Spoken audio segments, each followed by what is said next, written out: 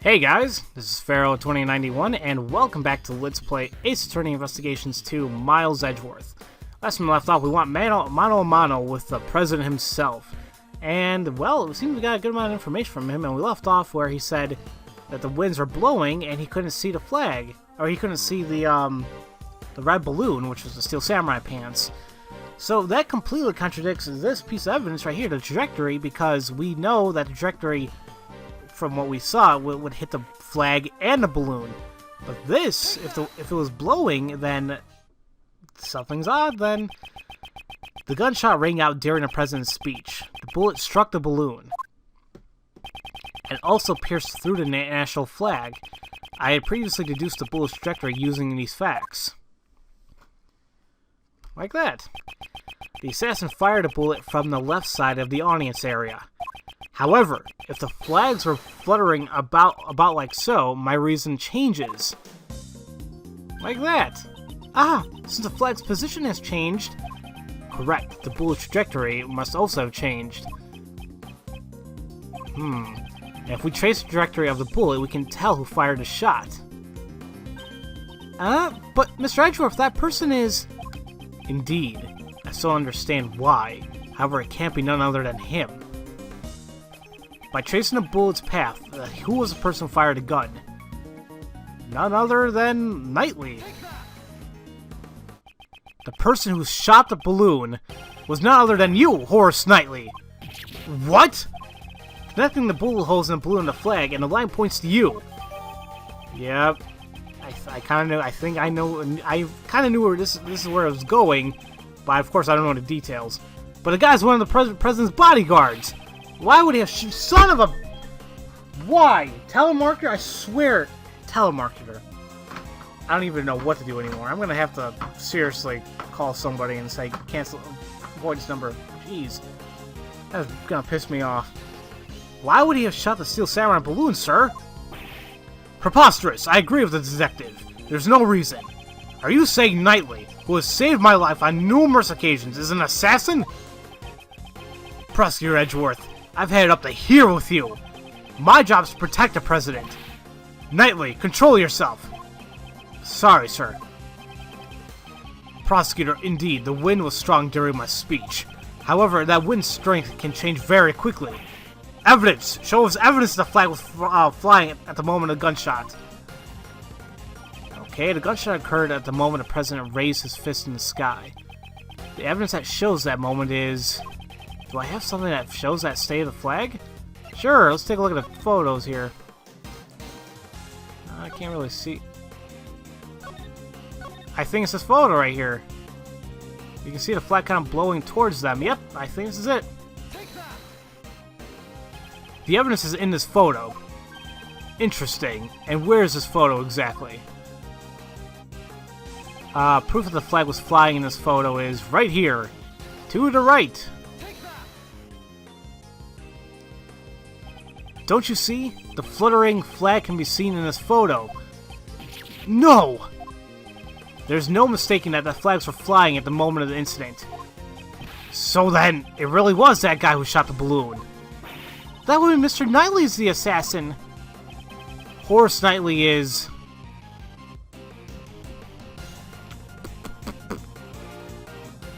No, he's not. I don't think... There's something else going on here.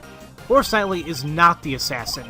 The only thing he shot was a balloon. A balloon on the opposite side of the president. He wasn't aiming at the president. Why then? Why is it necessary for me to do a thing like that? Depending on your answer, I might take an aim at your pretty little head. Why was it necessary? I presume the reason is connected to the one thing that fell out of place. The one who shot the balloon was the president's bodyguard, Knightley. Okay, and like I said, his whole hand being behind the case... Yeah, the fact that we'll change the entire viewpoint of this case. Logic. So I guess these two? Or maybe I'm not right. Okay, I'm right. Why was Knightley's position changed? And he can't turn his head to the right. So he fired to his left? Was that really the only reason? If the plans had not changed, and Knightley remained on the left side of the stage, Knightley can't turn his head to the right. Who would have been able to aim at the balloon on the left side of the stage?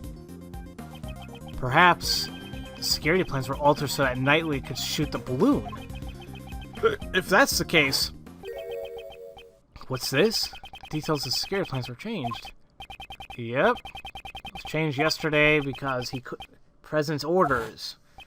The security plans were changed on the President's orders. But... didn't the President say earlier that he didn't really know of anything? Makes me wonder now. So, these two go together? Because there's nothing else I can use, right? I mean, that was given to me. In other words, the President knew about the balloon being shot.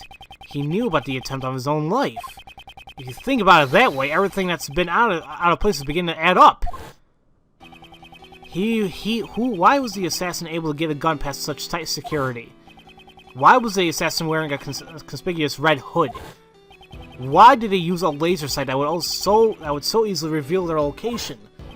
Why was the President so calm after being shot? This was the truth behind the truth the President and his subordinates tried to conceal. There can only be one reason why Knightley fired a gun. The entire assassination was a setup. Huh? Huh? You got me going, huh? I was not looking at this. How dare you? Do you seriously understand what you're implying with this? Of course I understand. In fact, now I understand everything. Mr. President, you wish to take the investigation rights from me.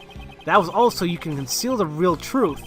How dare you mock me with these spurious allegations? Mock you? That was not my intention. I simply used logic to uncover the truth. That is all. Knightley fired a first shot in order to rupture the balloon. Hearing a gunshot and the sound of the balloon bursting, the audience began to panic. This was followed by one more shot. Wait, one more shot? Yes, Knightley turned towards the balloon and pulled the trigger a second time. The second gunshot was also fired by Knightley, to create the illusion of the second shot hitting the President. So what about the bullet that hit the President's bulletproof vest? What if that bulletproof vest had been prepared in advance? Ugh. What's the matter, Mr. President? Afraid of facing a little bullet? That's not true! I was definitely shot! If we examine a bullet in your vest, it would answer the question for us. We will find Rook's blood on that bullet. Ugh! But the person in the red hood who shot me is in that photo. Weren't you listening, Mr. President? From the bullet's trajectory, the one who fired the shot must have been Knightley. Then, Nicole... She too was part of the President's plan. She was to bear the blame and become the false assassin. The red-hooded figure. Exactly. I don't know how much of the plan Miss Swift knew beforehand. However, she didn't fire the gun. All she did was aim the laser pointer at the President's head. That's right, Once the crowd began to panic, you would turn your parket inside out. And thus, the red-hooded figure vanished. After that, you discarded the gun and security plan in the trash. And the illusion of the assassin vanishing like a ghost was complete.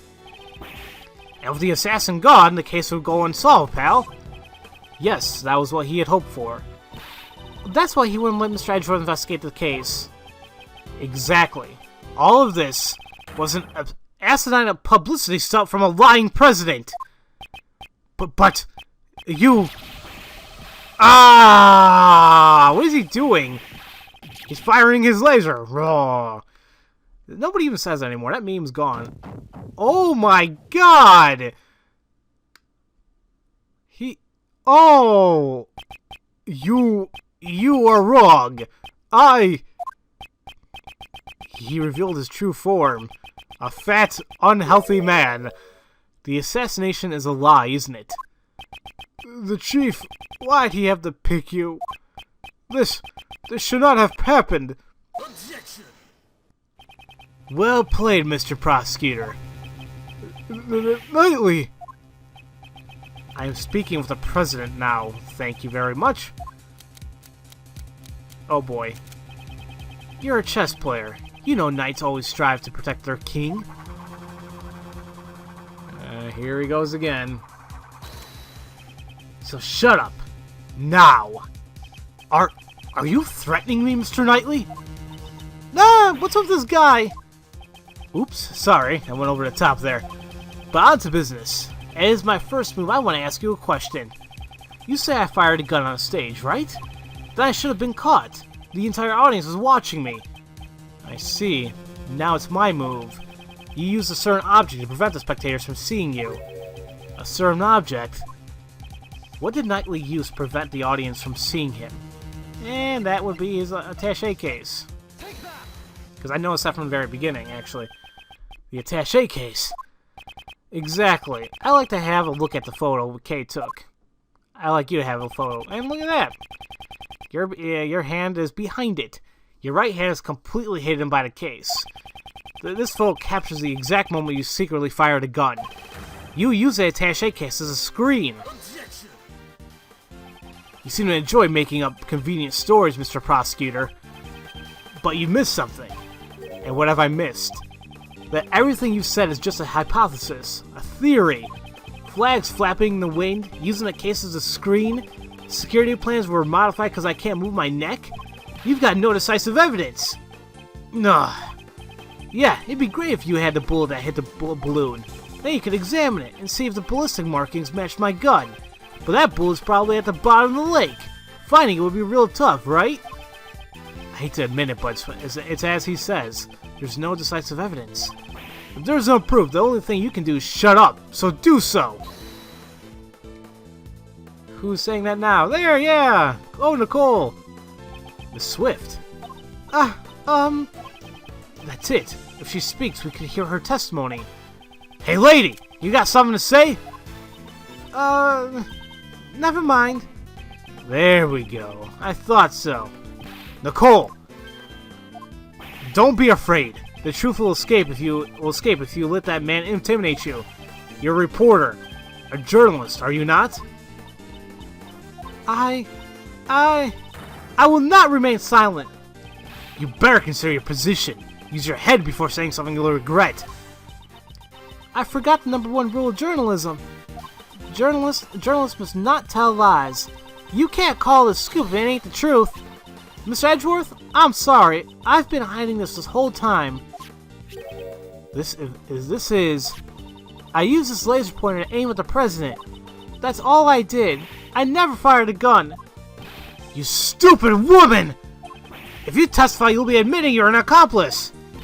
I don't care. I'm gonna tell him everything. 3 days ago, I was covering an event at the Zangfa embassy, and some of the president's men called me over. They said if I cooperated, I'd get an exclusive interview with the president. And the gun in the trash. I really don't know. All I was told was to come wearing a red hood and to aim the laser at a laser pointer. I never thought it would be a snowball. It would snowball into all this. I'm really, truly sorry. Nicole, thank you. That was testimony worthy of the courtroom. This is sufficient testimony to verify the fake assassination plot. Damn you! The lot of you! You're all a bunch of mindless morons! It's a shame. If only you had been able to usurp the investigation as planned, you would have been able to silence this young lady. Oh! Blast! So tomorrow's headlines now read, Fake assassination plan exposed, becomes a murder. Right? I can't believe that you do something this horrible, pal. I admit nothing. Now who is it? Oh, look at him. All fat and sad. The president? Knightley, that's enough. We have no choice but to admit it. So, Mr. President, you admit that you planned a fake assassination. Yes, I admit it. I'm sorry. But why? Why did you have to do this? My approval ratings in Zangfa have fallen. I wanted to appear to them as a strong president who survived an assassination. But in the end, it was just a lie. A stupid lie. And a bullet in a bulletproof vest? prepared earlier. It was not fired today. Okay, I just want to know who the hell killed Rook.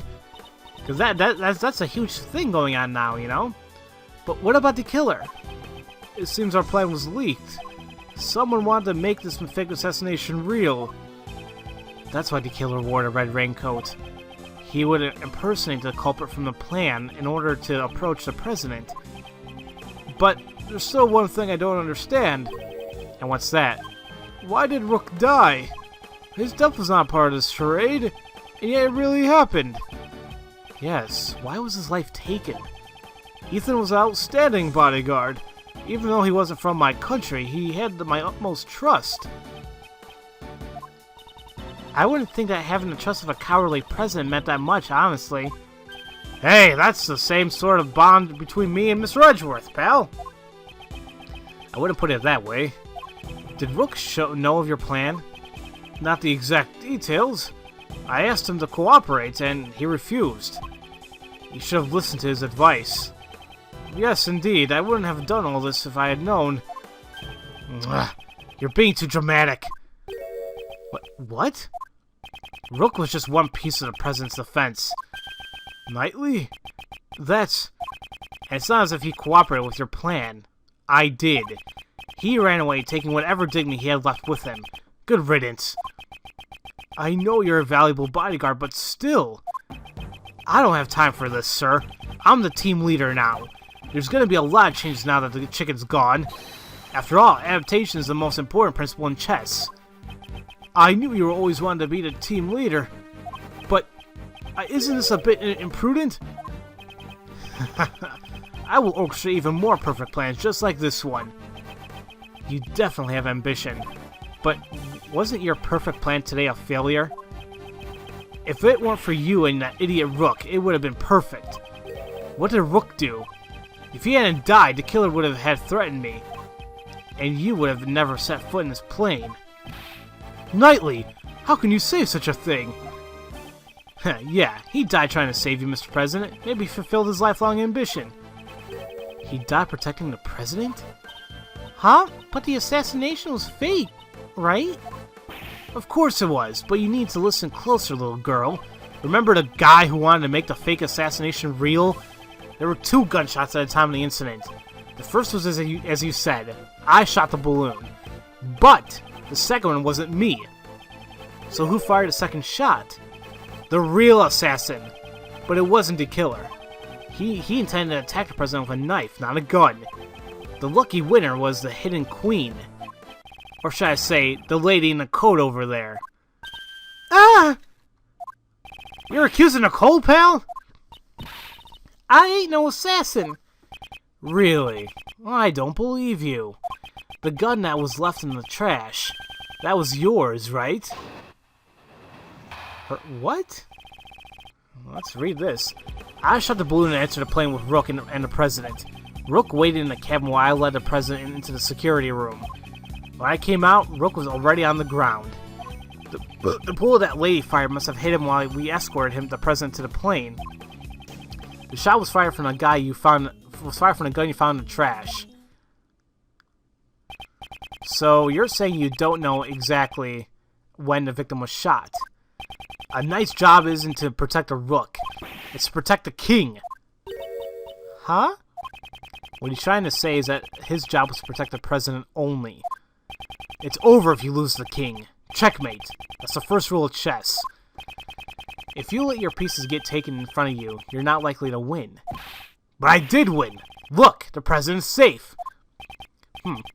Don't claim victory when the game has only just begun. How much more is there? This case is actually a little long. Well, kinda. Oh, whatever. I shot the balloon. Okay, so I think it's actually the last statement. He waited in there. Came out. Rook was already on the ground.